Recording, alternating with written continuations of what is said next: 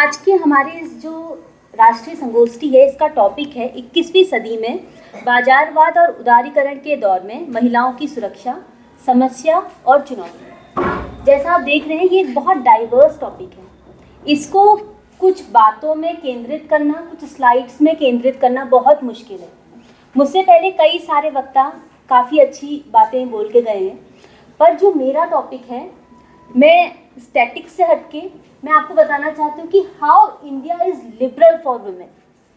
क्या India liberal है? Liberal मतलब स्वतंत्र है इंडिया की महिलाओं के लिए या नहीं है? क्या था, क्या है और क्या होगा, ये आज के मेरे व्याख्यान का मूल आधार आप लोग देखेंगे। आपका जो इस फर्स्ट में जो हम स्क्रीन शुरू कर रहे हैं वो दिखा रहा है महिला और पुरुष की इक्विलिटी को, समानता को। जो आपके सेमिनार का टॉपिक है उदारीकरण। उदार क्या है? लिबरल होना। स्वतंत्रता क्या है? हर इंडिविजुअल को, हर व्यक्ति को इतने अधिकार प्रदान करना कि वो अपना विकास कर सके, ये स्वतंत्रता है। स्वतंत्रता ये नहीं है कि मुझे व्याख्यान का समय दिया गया है तो मैं कुछ भी बोलूं, मैं इससे अपना क्या विकास कर सकती हूँ, ये वास्तविक स्वरूप में स्वतंत्रता है। और मुझे महिलाओं के लिए स्वतंत्रता चाहिए। क्यों? क्योंकि महिलाओं को स्वयं के बारे में जानकारी नहीं है। भारत जो शब्द है, प्राचीन काल से यत्र नायति पूजन्ते रमन्ते तत्र देवता, 3 बार हम ये वाक्य को सुन चुके हैं।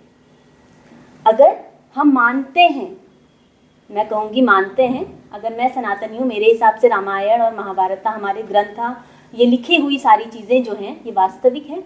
पर कोई नहीं मानता है तो उनके लिए काव्य ही सही।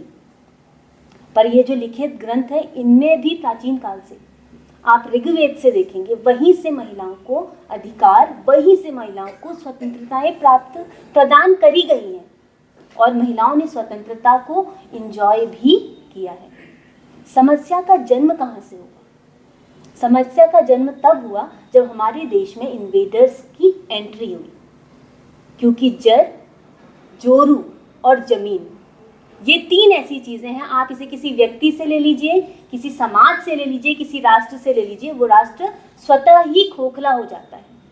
सिंथिया इन लॉय की एक बुक है बनाना बीचेस एंड डेज, उसमें बहुत सुंदरता से वर्णन किया गया है कि युद्ध केवल सैनिकों के बीच में नहीं होता है। युद्ध होता है किसको कमज़ोर करने के लिए? उस राष्ट्र की जो छोटी छोटी कड़ियाँ होंगी, और उसकी सबसे महत्वपूर्ण कड़ी किसी राष्ट्र की होती है, उस राष्ट्र की महिला। क्योंकि महिलाएं जैसा अपने समाज का निर्माण करना चाहेंगी, अगर मेरी मदर फ्री है तो वो चाहेंगी कि उनकी डॉटर भी फ्री हो। तो एक माइंड सेट को चेंज करना, ये मेरे पुरातन मेरे भारत की देन नहीं है, ये इन्वेडर्स की देन है जो हमें मिली है। Sir please next slide. Swami Vivekananda का एक कोट आपकी स्क्रीन पे दिख रहा है। इसको हम एग्जाम्पल के फॉर्म में भी ले सकते हैं। अगर मैं किसी बर्ड से कहूँ कि उड़ो, पर मैं तेरा एक पंख काट देता हूँ, क्या ये जो एक सिचुएशन है उस पर वो बर्ड फ्लाई कर पाएगा? नहीं।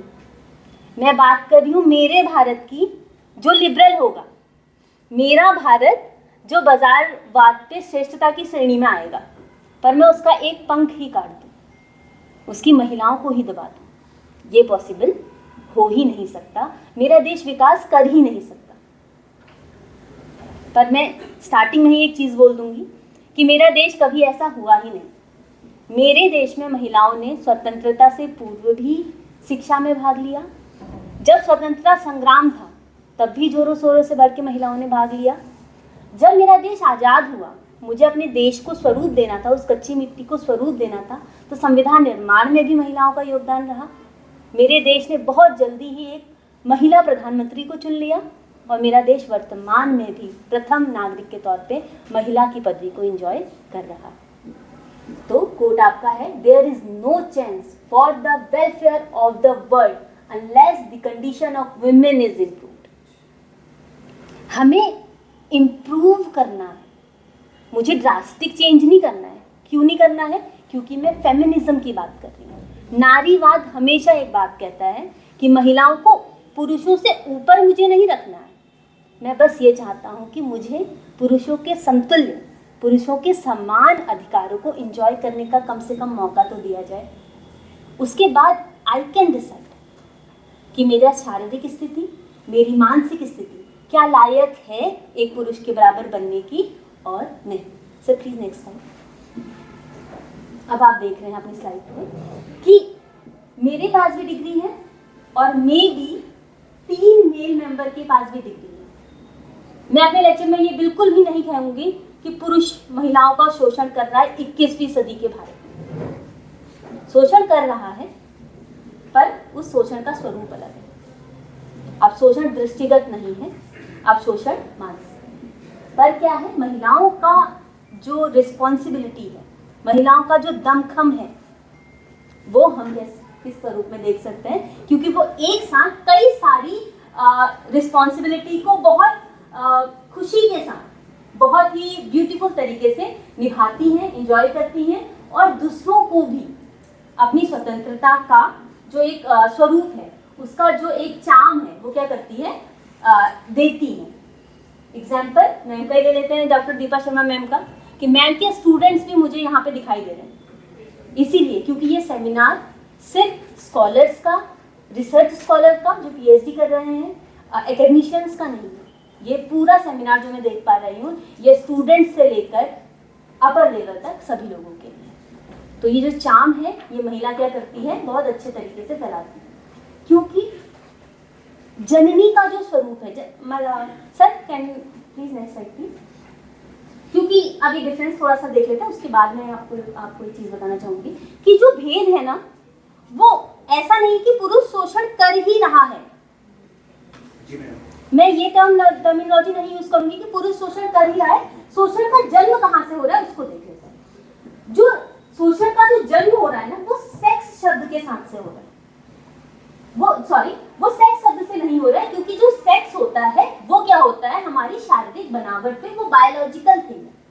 यानी कि जब भी कोई मानव जीवन जन्म लेता है तो वो 3 तरीके के जेंडर्स के साथ जन्म लेगा, मेल, फीमेल और ट्रांसजेंडर, स्त्री, पुरुष और अन्य। अब क्या है, ये बेस किस पे है, बेस है बायोलॉजिकल डिफरेंस पे। जो रिप्रोडक्टिव ऑर्गन्स हमारे हैं उसके आधार पर मैं ये डिफरेंस देख पाऊंगी। पर जहां पे शब्द आ जाता है gender, gender is what your mind thinks, what your body is. यानी कि मैं एक महिला हूं, मेरे जो रिप्रोडक्टिव ऑर्गन्स हैं वो क्या है, फीमेल के हैं, पर automatically because I am giving a child birth, तो मेरा क्या होता है, मैं एक मदरली फीलिंग अपने आप में इन्वॉल्व करती हूँ। ये मेरे जेंडर को दिखाता है। अभी सर के लेक्चर में हमने सुना था कि अदर जेंडर भी हैं, जैसे लेस्बियंस हैं, जैसे गेज हैं, उसको भी आप जेंडर के थ्रू समझ सकते हैं। वो सेक्स नहीं है। सेक्स कब होगा, जब बायोलॉजिकल डिफरेंस है, और जेंडर कब होगा, जब हम सोशल आधार पे, जैसे कि एक सामाजिक तौर पे देखा जाता है कि महिलाओं को थोड़ा धीरे हंसना चाहिए। ये सामाजिक चीज है, ये समाज में किसी एक रूढ़ी कहें या किसी रूढ़िवादी तौर पर या इस तरीके से निकल के सामने आया है। और द अदर हैंड, मैंने कहा मैं स्त्री बेस नहीं रखना चाहती हूँ अपनी टॉक को, पुरुषों के साथ भी सेम है कि अगर कोई भारी वजन रखा हुआ है तो इस मेल की रिस्पॉन्सिबिलिटी है कि वो उसे उठाएगा, बिकॉज शारीरिक तौर पर वो स्ट्रॉन्ग है। मे भी हो सकता है जो वुमेन खड़ी है वो भी उसे उठा सकती है। Sir please next. इससे हम ज्यादा बेहतर तरीके से समझ सकते हैं कि जब भी हम जेंडर की बात करते हैं, जेंडर हमेशा चॉइस बेस्ड होता है। जैसे कि स्टार्टिंग से स्टार्ट करेंगे तो ड्रिंकिंग एक हैबिट है। हम ये नहीं कह सकते हैं कि मेल के लिए ये पहले से गिवन एक चीज है या फीमेल के लिए ये प्रोहिबिटेड चीज है। ये क्या है, ये अपना चॉइस बेस्ड सिस्टम है। मुझे शूज पसंद है, मुझे स्लीपर्स पसंद है, या मुझे एज अ क्वीन रहना पसंद है, या एज अ किंग अपने आप को डोमिनेशन के फॉर्म में रखना है, ये पसंद है। ये सारी चीजें किस बेस है, जेंडर बेस है। जबकि सेक्स जो है क्लियरली प्राकृतिक आधार है, प्राकृतिक तौर पे जैसे जन्म लिया है वो एक बायोलॉजिकल। अब तो ये डिफरेंस, ये जो हम शोषण शब्द बार बार यूज कर रहे हैं, इसका जन्म कहाँ से हो गया। मैं पॉलिटिकल साइंस की हूँ, तो मैं हमारे लिए बहुत अच्छा हमारे पास एक चीज है, वो है शक्ति। शक्ति जिसके पास होती है वो हमेशा शक्ति को दिखाता है और हमेशा शक्ति को बढ़ाता भी है।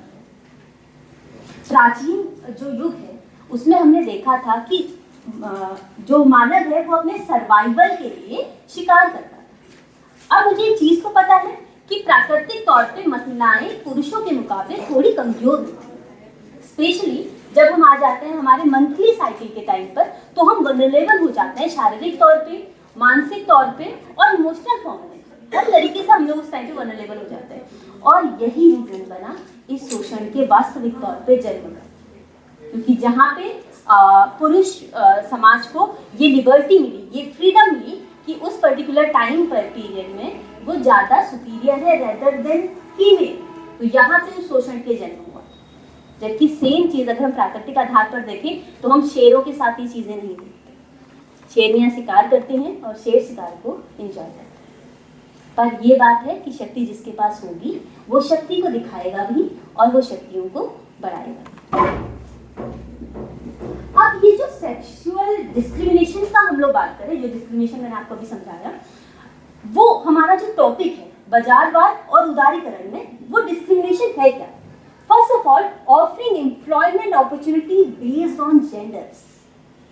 सबसे बड़ा कारण प्राइवेट सेक्टर में हम लोग इससे को फेस करते हैं, इसे देखते हैं। अभी ज्वाइनिंग से पूर्व मैं प्राइवेट सेक्टर में वर्क करती थी। वहाँ पे बहुत क्लियरली होता था कि अगर दूर के व्यक्ति होंगे, मैं रानीखेत से बिलोंग करती हूँ तो मैं चंडीगढ़ में जॉब करती थी, तो मुझे पहले मना कर दिया गया था जस्ट बिकॉज मैं दूर से एक लेडी ने आना है रिस्पॉन्सिबिलिटी जाके यूनिवर्सिटी। तो एम्प्लॉयमेंट जेंडर बेस्ड क्यों होना चाहिए? क्यों एम्प्लॉयमेंट क्वालिटी बेस्ड नहीं होना चाहिए? और मैं बहुत प्राउडली कह सकती हूँ कि मैं सारे जहाँ से अच्छा हिंदुस्तान हमारे वाले पे बिलीव करती हूँ। हम सरकारी सिस्टम में भारत के अंतर्गत ये चीज़ें नहीं देखते, क्योंकि हम एज अ विमेन इंजॉय करते हैं 30% आरक्षण, मैटरनिटी लीव्स को, चाइल्ड स्पेशल केयर लीव्स को। तो मेरा भारत 21वीं सदी के साथ मैनेज करने की कोशिश तो कर ही रहा है। सेकेंड, दिस एप्रोप्रिएशन पे for man and women at work place. अलग अलग, मेल को अलग, मतलब इक्वल पे इक्वल वर्क का कंसेप्ट नहीं है। मेल अगर उसको ज्यादा पेड लेगी पर फीमेल को कम पेड लेगी। मेरा भारत इस मामले में भी ऐसा नहीं है। सरकारी सिस्टम में तो हम इक्वल पे इक्वल वर्कलोड पे बिलीव करते हैं। बाकी इंडिविजुअल चॉइस है, जहाँ पे हम कहते हैं कि जैसे कुछ स्पेशल रिस्पॉन्सिबिलिटी है, एनएसएस हो गया, उसे हम लोग अवॉइड करते हैं फीमेल्स को देने के लिए, बट वो मेरे केस में वो भी नहीं है। मेरा पास एनएसएस है। तो मेरा भारत एडजस्ट कर रहा है, मैनेज कर रहा है, लर्न कर रहा है। Third point, offering admittance to the educational program based on gender. Need है, क्योंकि सर ने बहुत अच्छा लेक्चर दिया कि विमेन को अपने बारे में नहीं पता है, हमें क्या करना है, हम हैं क्या, हमारा चार्म क्या है, मेरे पास ऑप्शंस क्या क्या हैं। अभी स्कॉलरशिप की बात हो रही थी, मैं जरूर मेंशन करना चाहूँगी। एज अ मतलब इकोनॉमिक, लोअर इकोनॉमिक बैकग्राउंड से मैं बिलोंग करती हूँ, तो मैं राधा कृष्णन महिला सशक्तिकरण मिशन की जो स्कॉलरशिप होती है, वो class 6 to my BEd program, मैंने उस स्कॉलरशिप को लिया था। तो मैं कैसे बोलूं कि मेरा भारत 21वीं सदी के साथ मैनेज नहीं कर पा रहा, वो जुड़ नहीं पा रहा। समस्याएं बहुत हैं, मैं इस बात से डिनाई नहीं करूंगी, but what are the opportunities? India कर क्या रहा है? मेरा वर्तमान राष्ट्रपति द्रौपदी मुर्मू का होना मेरे भारत के परिवर्तन को दिखाता है। चुनौतियां भी हैं उनके साथ। कई बार मतलब जब हम टॉक करते हैं, हमने देखा है कि जो पॉलिटिकल पार्टी हैं, they are going for the class caste system की इक्वलिटी लाने की कोशिश है, but others are seen as us, as me. Sir please next slide. अब क्या विमेन इक्वलिटी, जो हम जेंडर इक्वलिटी की बात कर रहे हैं, क्या वो सिर्फ मेरे भारत का मुद्दा है? The answer is no. ये एक बहुत बड़ा इशू है। We are targeting India, but पूरे विश्व में ये एक बहुत बड़ा इशू है। इसीलिए sustainable development goal number 5 gender equality की बात करता है। और अगर हम स्मार्टली इस चार्ट को देखते हैं तो 4th क्वालिटी एजुकेशन पहले आता है, देन जेंडर इक्वलिटी आता है। क्योंकि जो हमारा जेंडर डिस्क्रिमिनेशन है ना, वो शिक्षा की कमी पर ही आधारित एक चीज है, क्योंकि हो सकता है एक लेडी 1 ईयर की ग्राफ के लिए हो सकता है कि उसकी शारीरिक क्षमताएं, उसकी मानसिक क्षमताएं अपने चाइल्ड के प्रति ज्यादा हो जाए, पर उसके बाद तो वही महिला और ज्यादा स्ट्रॉन्ग, मतलब हम टर्म सुनते हैं ना कि रीबर्थ हो जाता है आफ्टर चाइल्ड बर्थ, फीमेल उसको और ज्यादा स्ट्रॉन्ग तरीके से दिखा सकती है। Sir next slide please. अब मेरा एजीबी का जो फर्स्ट गोल है वो बोलता क्या है? वो कहता है and discrimination against all women and girls. बच्चे भी, मतलब जो बालिकाएं हैं वो भी शोषण का शिकार हो रही हैं, और उसके साथ साथ विमेन भी शोषण का शिकार हो रही है। Eliminate violence against all women and girls. अब वायलेंस है क्या? इसको मैं थोड़ा सा आप लोग को बताना चाहूंगी। अगर मैं गर्ल्स की बात कर रही हूँ, वायलेंस है फिजिकल वायलेंस, वायलेंस है सेक्सुअल वायलेंस, एक छोटा सा टच इज अ वायलेंस, एक छोटा सा स्टेयर, मतलब कोई मुझे घूर रहा है, वो मेरे लिए वायलेंस है, एक छोटी सी सीटी की आवाज, वो मेरे लिए वायलेंस है। मैं डरूंगी एक प्लेस पर दोबारा जाने के लिए जहाँ पे मेरे पास इतनी छोटी छोटी में से कोई भी एक चीज हो जाए, ये वायलेंस है। इसको हटाना कैसे? इसको हटाने का एक छोटा सा ही चीज हो सकती है, वो है एजुकेशन। ये समझ कि मेरा एक छोटा सा एक्शन किसी के लिए कितना हार्मफुल हो सकता है, कितनी बुरी मेमोरी वो मुझे दे सकता है। अब मेरा भारत क्या चेंज कर रहा है? मेरा भारत चेंज कर रहा है मीडिया में। पहले मैं देखती थी कि जा सिमरन जा जी रही अपनी जिंदगी, मतलब सिमरन अभी तक अपनी जिंदगी नहीं जी रही, पर अब मैं देखती हूँ थप्पड़ जैसी मूवी, कि एक थप्पड़ भी बहुत कुछ कहता है, चाहे वो इंटेंशनली था चाहे वो अनइंटेंशनली था। आपने हमें देखा कि आप मार सकते हो तो आपने मार दिया। अब मैं चेंज देख रही हूँ पिंक जैसी मूवीज में, मैं चेंज देख रही हूँ अपने मीडियाज में, जहाँ पे हम छोटे छोटे एड्स के थ्रू, कैंपेन्स के थ्रू परिवर्तन होता देखते हैं। Eliminate all harmful practice such as child marriage. इसमें तो हमारे भारत का कोई मुकाबला ही नहीं है। हमने बहुत ही पहले चाइल्ड मैरिज को इग्नोर कर दिया है। ग्राउंड लेवल रियलिटी हो सकती है, क्योंकि लूप होल हर कोई ढूंढता है, थोड़ा सा भी छेदे तो हवा तो वहाँ से आएगी, यही वाली बात है। बट फिर भी भारत में रिपोर्टिंग नहीं हो रही है चाइल्ड मैरिज की, इट्स मीन कि हम लोग कुछ तो ऐसा कर रहे हैं कि रिपोर्टिंग तक कम हो रही है। दोनों इसका हार्मफुल भी हो सकता है, बट अगर आप मेरे विजुअलाइजेशन से देखेंगे तो इसका मतलब है कि अवेयरनेस लोगों पे है कि एटलीस्ट ये चीज़ अभी नहीं होनी चाहिए। Then recognise and value unpaid care and domestic work. काफ़ी बातें इस चीज़ पर भी चल ही रही हैं, बट फिर भी जो हमारा अनरिकॉग्नाइज्ड वर्क है, जो हाउस होल्ड वर्क है, जो हाउस वाइफ्स हैं, उनका वो जो वर्क करती है डेली बेसिस पे, उसको किस तरीके से देखा जाएगा, इसका काम भी एसडीजी का है। Ensure women's participation and leadership in decision making. फिर मैं बोलूँगी कि पार्टिसिपेशन जो हमारा है, हमारी इंडिया का है, वो आप स्टार्टिंग से देखते रहा है। हमारी गुलामी का समय नहीं बोलूँगी, पर हमारे संविधान निर्माण में भी कई सारी महिलाओं ने अपना भरकस योगदान दिया। स्वतंत्रता संग्राम में तो दिया ही था, but we are talking about decision making and leadership practices, तो वहाँ पे महिलाओं ने बहुत एक बढ़िया योगदान दिया था। उसके बाद श्रीमती इंदिरा गांधी जी, भारत की one of the most strongest prime minister of India, हमें बोलना चाहिए, ये हमारे भारत का 1970s का पीरियड, और वहाँ पे भारत में एक महिला प्रधानमंत्री का होना एक बहुत अचीवेबल चीज़ है। देन सुषमा स्वराज, भारतीय विदेश मंत्री, वर्तमान में भारतीय राष्ट्रपति जी का हम को नेम कोड खरीद चुके हैं, भारत की फाइनेंस मिनिस्टर। तो हम लोगों को इस चीज़ के बारे में बात करनी चाहिए, बिकॉज हम लोग बहुत प्राउड हैं। इसके साथ साथ ग्राउंड लेवल पे क्या क्या काम हो रहा है, ग्राम पंचायत का इलेक्शन है, नगर पालिका का इलेक्शन है, उसमें महिलाओं को स्पेशल सीट्स उनके लिए निर्धारित करना, सीट बनाने की मांग ये भी है, बट मुझे लगता है कि जो बढ़ता भारत है वो और अच्छा करेगा। Ensure universal access to sexual and reproductive health and rights. सबसे ज़्यादा शोषण का जो शिकार महिलाएं होती हैं वो इस सेक्टर में होती हैं, क्योंकि जो हम बात करते हैं लिंग परीक्षण की, लिंग भ्रूण हत्या की, उसमें महिलाओं का कितना उनकी विल है इस बारे में जानना, तो मुझे लगता है इसमें भी काफ़ी सारा अपॉर्चुनिटीज़ हैं। Sir next slide please. अब हम लोग जो कैसे मेजर करेंगे कि जो हमारी लीगल राइट है इक्वल में हम कैसे चीज़ों को जानेंगे, उसके 6 इंडिकेटर्स हैं। फर्स्ट की mobility. This indicator check the constraint of women's agency and freedom of women. अब मुझे किस तरीके के मोमेंट्स को चलाना है, किस तरीके के मोमेंट्स होने चाहिए वास्तव में, इसके बारे में बहुत एक इम्पॉर्टेंट चीज़ है।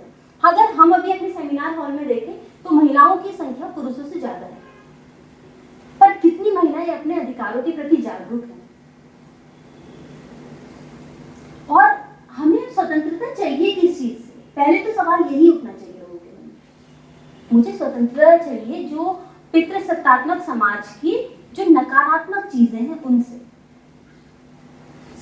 कुछ चीजें हैं जो पितृसत्तात्मक समाज को मैं पूरी तरीके से नहीं नकार सकती, कुछ उस समाज की बातें अच्छी भी हैं, पर मुझे स्वतंत्रता किन चीजों से चाहिए? मुझे स्वतंत्रता चाहिए जो मेरे पर्सनल डेवलपमेंट में, मेरे पर्सनल ग्रोथ को रोकती है, उन चीजों। वर्क प्लेस चेक कैसे है? वर्क प्लेस में महिलाओं का जो रोल है उनको इस तरीके से नहीं देखा जाए कि she is getting the promotion, तो उस प्रमोशन का कुछ और भी आधार हो सकता है, लुक हो सकते हैं, हाउ शी टॉक, उसका किसी से किसी तरीके का रिलेशनशिप, किसी तरीके के एप्रोच हुए एंड सो इसकी जानकारी मुझे होनी चाहिए। मेरे मतलब एक विमेन में और एक मैन में कितना हमारा, हम इक्वलिटी कितनी एंजॉय कर रहे हैं, हमारे पास समानताएं कितनी है, उसे हमें देखना होगा। Second, sexual harassment. अगर कोई मुझसे कहता है कि आपको तो ये चीज मिल ही जाएगी because you are a female, कुछ भी चीज, ये एक वोकल हैरेसमेंट। मुझे कोई भी चीज, मतलब I don't know about me, but किसी भी महिला को कोई भी चीज तभी मिलनी चाहिए जब वो उसके हकदार हो, जब वो उसके लायक हो। और मुझे कोई भी जो चीज मिली हुई है उसके लिए एप्रिसिएशन भी मुझे तभी मिलना चाहिए जब मैं उस चीज के लायक हूँ। तो वो जो लायक होने की जो लाइन है उसकी जानकारी मुझे होनी चाहिए। Sir next slide please. उसके बाद पे किस तरीके से काम करता है? नहीं आगे कोई बात नहीं। आइए sir, madam please continue. Sir